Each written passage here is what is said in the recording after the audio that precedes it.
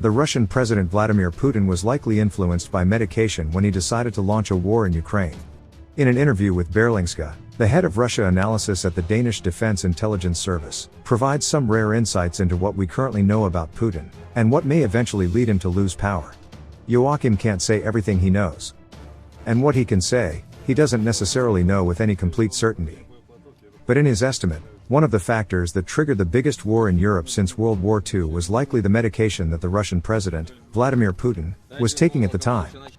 Delusions of grandeur are one of the known side effects of the type of hormone treatment that he was on, Joachim states.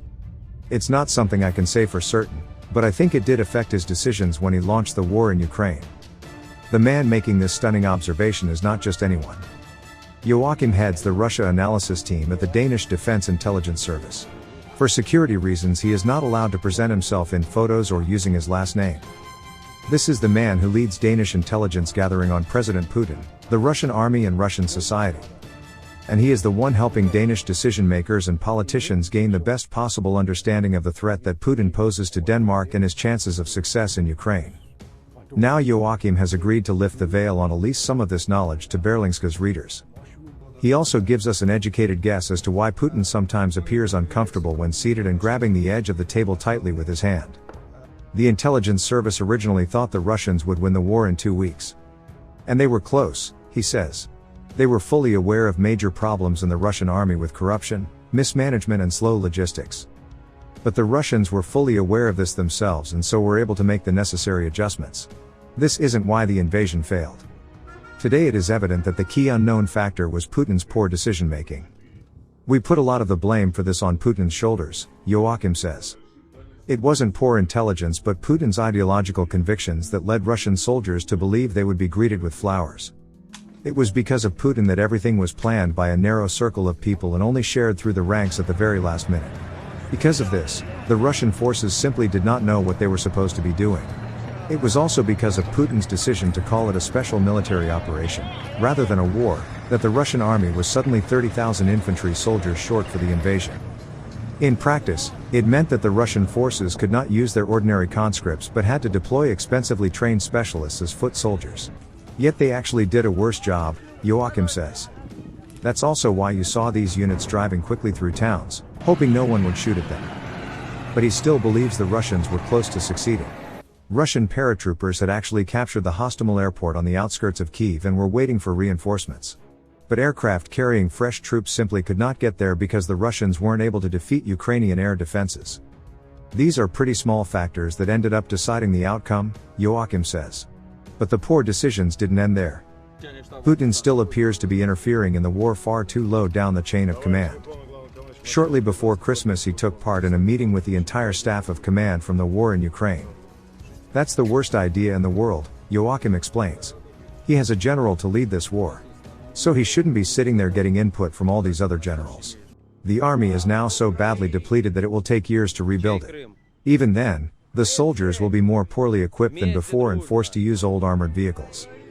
For this reason, Joachim does not believe there will be a major new Russian offensive against Kyiv in February, as Ukraine has warned. In such a short time it simply isn't possible to train Russia's mobilized troops for an offensive of that type. We absolutely expect these smaller attacks to happen like the one in Bakhmut. But an offensive like the one we saw last February, it would take them a few years to build up to that again. Conversely, Ukraine stands a good chance of recapturing more of the occupied territories. How much depends partly on how many weapons are provided by the West to help the Ukrainians, and partly on how hard the winter will wear out Russian morale. Ukrainians are well equipped to last through the winter. The Russians are not. Especially not the mobilized troops. So what will that make them do? Abandon their positions when it gets really cold? The biggest unknown, however, is what will happen when the Ukrainians start to hit Russia's core strategic interests, leaving Putin to feel forced to respond with nuclear weapons. Putin does not have a defined red line, which makes it impossible to give any precise predictions as to whether and when he will push that button, says Joachim. To give an example, he refers to the developments that preceded Putin's decision in September to annex 4 Ukrainian regions and launch a partial mobilization. This came after Russia was forced into a disastrous retreat from Kharkiv.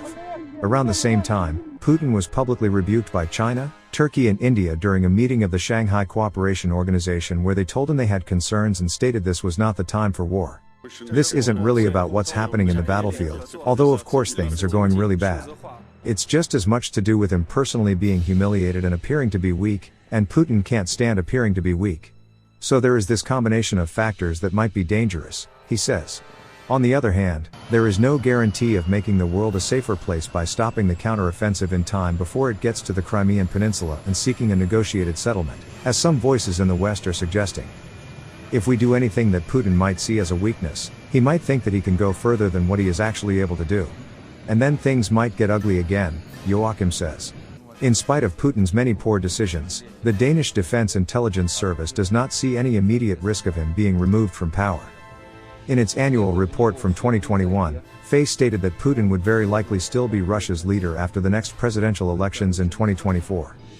Yet the Danish intelligence service downplayed this in its 2022 report to a less certain prediction that Putin will likely stay in power for the next 5 years.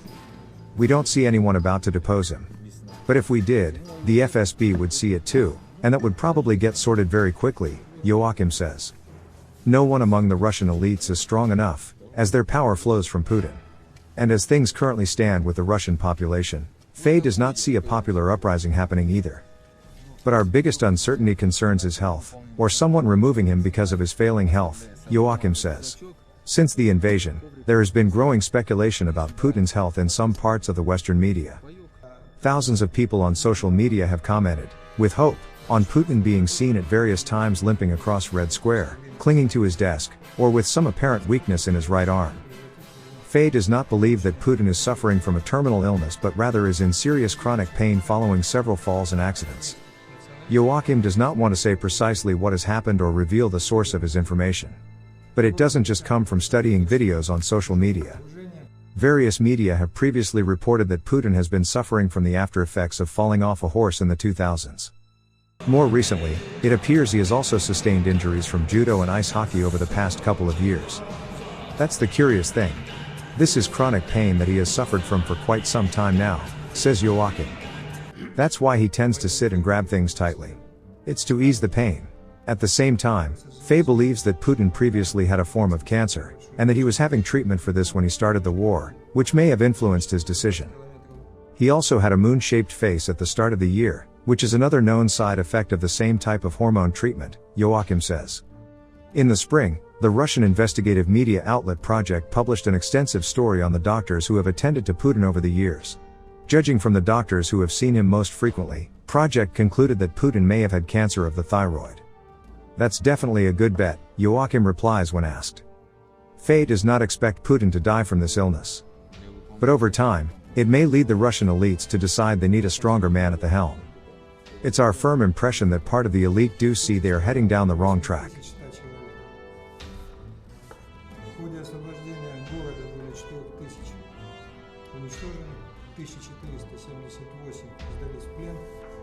Оставшиеся группировками более 2000 блокированы в зоне завода «Збройних».